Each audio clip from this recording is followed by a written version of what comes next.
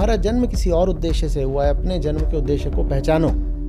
ये सब कुछ ही तुम्हारी मुक्ति का साधन है, और जो मुक्ति दे उसको देवी बोलते हैं ना। शरीर का सही इस्तेमाल करो तो शरीर ही तो मुक्ति का साधन है। शरीर के अलावा और कौन है तो मुक्ति दिला सकता हो? कि अपने शरीर को ही भोगना और अपने शरीर का इस्तेमाल करके दूसरे के शरीर को भोगना, यही करना है। शरीर इसीलिए मिला है, तब वो आपके लिए दुख का कारण बनेगा ना। तन और मन का ही तो इस्तेमाल करके मुक्ति पाई जाती है ना, और कैसे पाओगे?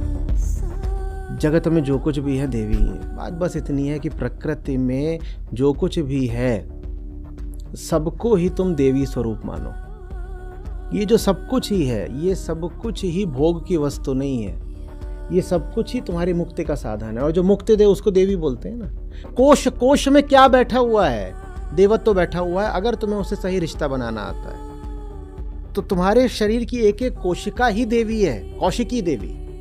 तुम्हें अगर उससे सही रिश्ता बनाना आता हो, शरीर का सही इस्तेमाल करो तो शरीर ही तो मुक्ति का साधन है। शरीर के अलावा और कौन है तो मुक्ति दिला सकता हो? तो बताओ उन लोगों का क्या करें जो शरीर को बोलते हैं छी छी छी, इससे गंदी चीज़ तो कोई हो ही नहीं सकती। अरे वो गंदी चीज़ तब है जब उसके प्रति आपका मंसूबा गंदा हो। जब आप उससे गंदा संबंध रखो कि अपने शरीर को ही भोगना और अपने शरीर का इस्तेमाल करके दूसरे के शरीर को भोगना, यही करना है, शरीर इसीलिए मिला है, तब वो आपके लिए दुख का कारण बनेगा ना। अन्यथा इसी शरीर से तो उद्यम करके, और शरीर में माने स्थूल शरीर तन हो गया और सूक्ष्म शरीर मन हो गया, तो तन और मन का ही तो इस्तेमाल करके मुक्ति पाई जाती है ना, और कैसे पाओगे? ये सारी बातें हम जो हो रही कोई आत्मा से कर रहे हैं? आत्मा के कान होते हैं कि सुनेगी? ये सारी बातें किससे की जा रही हैं? मन से करी जा रही हो। मन भी तो शरीर ही है, तो शरीर ही तो मुक्ति का साधन है। इसका मतलब क्या है? धनिया रखा है, वो थोड़ा सा मान लीजिए भूरे से रंग का है, पिसा धनिया, पिसा सूखा धनिया, और आप पाते किसी के रसोई में वो रखा है, या पीले रंग की चीज़ रखी हो, हल्दी रखी है, उसका इस्तेमाल ही नहीं हुआ है साल भर से। इसका मतलब क्या है? इसका मतलब वो चीज़ बुरी है। क्या इसका अर्थ है वो चीज़ बुरी हो? पीले रंग की चीज़ बहुत गंदी है, उसका इस्तेमाल ही नहीं हुआ साल भर से, इसका मतलब वो चीज़ बुरी है? इसका क्या मतलब है? आपको इस्तेमाल करना नहीं आया। और जिन्हें इस्तेमाल करना आता है ना, रसोई में हर रंग का माल उनके पकवान को और स्वादिष्ट और पौष्टिक बनाता है। शरीर ही है जो चेतना को मुक्ति तक ले जाने में सहायक बनने वाला है। मीठी शक्कर भी है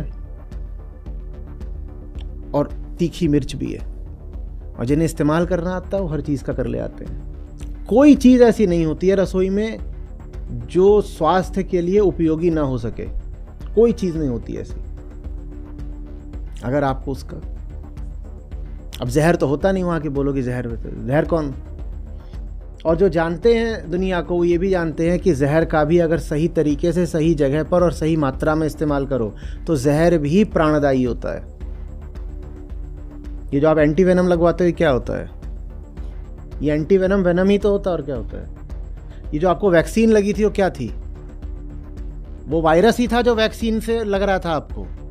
आपने वायरस से कहा इससे पहले तू लगे मैं खुद ही लगा लूँगा, पर मैं थोड़ा सा लगाऊंगा तो उससे एंटीबॉडी हो जाती है, अपनी जागृत हो जाती है। तो ये जो बातें कही जा रही हैं बस किस्से कहानी की नहीं है, हर बात में सार छुपा हुआ है, उसको समझना पड़ेगा।